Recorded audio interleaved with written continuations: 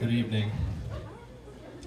So, Bill asked me to write what it had been like for my year as the Story Slam champion, so it goes a little something like this. Here's what it is like to be the Story Slam champ. You show up at your bartender job at TGI Fridays. One of the endless array of creepy, dead-eyed bosses dressed in express khakis says to you, "You're late." You are 3 minutes late, and you spent the last 20 in the parking lot in your car sighing. You say, "Sorry, I won the Story Slam last night, so I'm a little drunk still." There is shredded lettuce all over the floor. They say, "That's not funny, you're getting written up." Wait, poetry slam? Like writing? No, it's a competition to see who has the best job in the world. I won. They know you are being sarcastic, but does Mike or Corey or Yvonne or whichever 35-year-old loser manager somehow psychically know that you're fantasizing about strangling them to death in front of everyone while their key card dangles ever so whimsically from their lifeless lapel? Look, man, I'm your friend, okay? You better watch that attitude, because here at Fry's, this is this depressing nickname that this guy and the other wastes of human souls that actually enjoy slaving at this place have dubbed it. Here at Fry's, man, it's all about fun and good vibes. Now, you ready to turn it on? And then they put their hand up so you can high-five them. And you slap their hand as hard as you possibly can and say, "Pedo," at the exact moment it connects. In precisely 4 hours, when the bar is packed with losers and goons, and let's get this clear, if you actually enjoy going to a McDonald's with waiters, you pretty much are A, a Nickelback fan, B, a kid rapist, C, have brain damage, or D, all of the above. So when the bar is packed with franchise family boomer dads stuffing their face with Cajun Inferno hot wings and 20-something black women who ordered intricately complex cocktails almost exclusively so that they can inform you that this don't taste good, you take that moment to slow down. You've hit the wall. But unlike the other jobs, you haven't snapped. You have ascended. You are champ. Without thinking, you put the shaker full of strawberry mojito blast slowly back down. You close your eyes. And then when you open them, you are awake. And not just because you took 2 Vicodin. You look up at the novelty posters on the wall. One of them is of Muhammad Ali with his mouthpiece halfway out, his fist shaking in the still photograph, and you can feel him taunting his opponent to get up, and the world goes silent. You nod at Ali.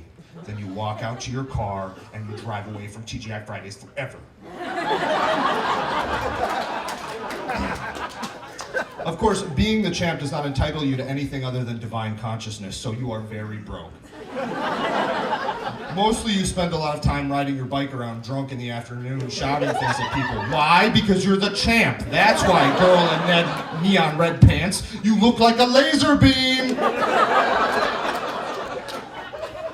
You will also spend a lot of time at the public pool because you are unemployed. And there, at the public pool, you will yell at 14-year-olds because they just splashed water all over your Jerzy Kosinski books from the Niles Library. And this is serious business, man. Hey, you little bastards, I'm trying to listen to metal on my iPod, read, and be high. That's what champs do. Suckers go and look for work.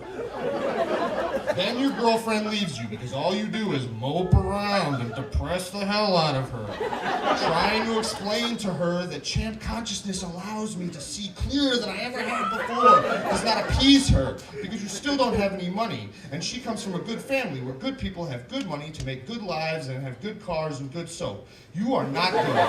You are the champ. There was a lot of crying during this period. And then there's a lot of time back at the pool hiding puffed up eyes under dark sunglasses that stare at white Midwestern skies that don't even have the decency to distract you with clouds. You eat a lot of hot dogs when you're the champ, and when you're not doing that, you're smoking cigarettes, or bitching over beers, or playing PlayStation 3, or calling Felix to talk about Lost. These are the hallmarks of greatness. Then the days get shorter and the nights get long, and sometimes at night you actually do wake up to the sound of thunder.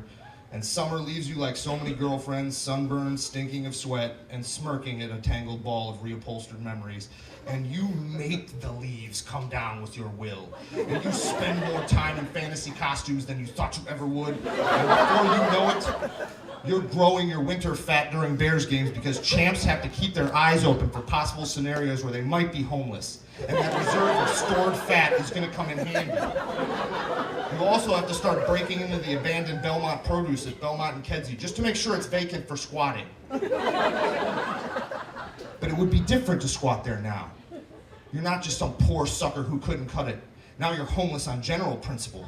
Now you are Cynicus. Now you are the Wanderer. Now you are Champ. But the jobs present themselves to you, and you take them because you're tired and it's nice to have clothes, sometimes without holes in them. And sometimes girlfriends come back with amber puppy dog eyes, but they don't stay much longer than Christmas because life is a game to them, life is a war to the champ, but you're tired of fighting. So you let the rhythm take over. You go zen. You float in the waves. Wake up at 8, on the train by 9, at work by 10, coffee at 11, check out internet porno at noon, Chicken Planet for lunch at 1, write blog at 3, home by 7, high by 8, staring at the trees silhouetted against the pinked up Chicago sky while you smoke cigarettes by 12, passed out to Arrested Development by 1. Rinse, lather, recharge, rotate, repeat.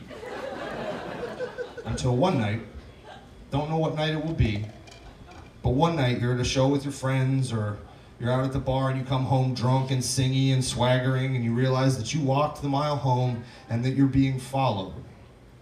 You don't know if it's by people or by ghosts, but you know there's a tear in the chain link at the corner of the alley, so you dip out of sight all nonchalant and you wait in the shadow, and you wait and you wait and you wait and you wait, and there's no one.